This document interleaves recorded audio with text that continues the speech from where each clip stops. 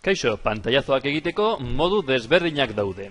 Lehena, adibidez, da teklatuan sakatzea imprimir pantalla, gero, ireki Paint edo beste programa bat irudiak editatzeko, eta itxatxi egin duzun pantailazoa, Ctrl V, eta itxasten da. Beste modu bat, sakatu Windows tekla, eta imprimir pantalla.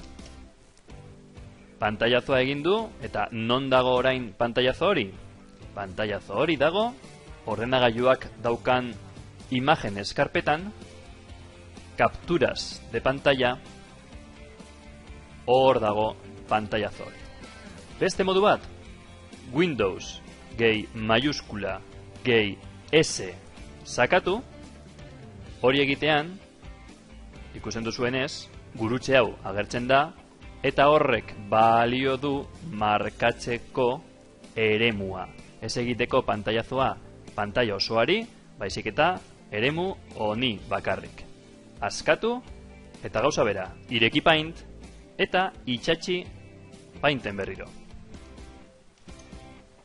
Eta hori izango duzu, eremu hori.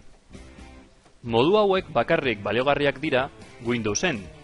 Nabigatzailearekin pantailazoak egin nahi baduzu, gehigarri honen bidez lortuko duzu. Nimbus du izena.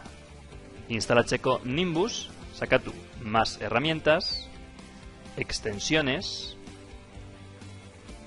hemen abrir Chrome Web Store, eta bilatu Nimbus. Lehenengoa da Screenshot and Screen Video Recorder. Ireki, gehitu, eta Nimbus instalatu da zure nabigatzailean.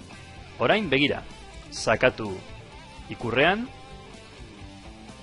hartu eremu bat, adibidez hau, eta 3 aukera daukazu.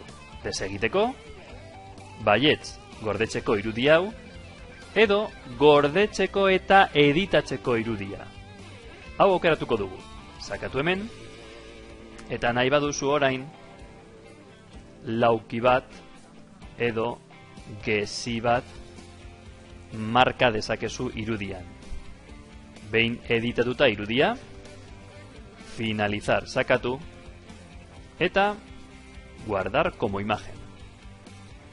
Horrela, gordetzen duzu, eta geratzen da pantailazo hori gordeta. Aukera desberdinak pantailazak egiteko. Eskerrik asko, agur!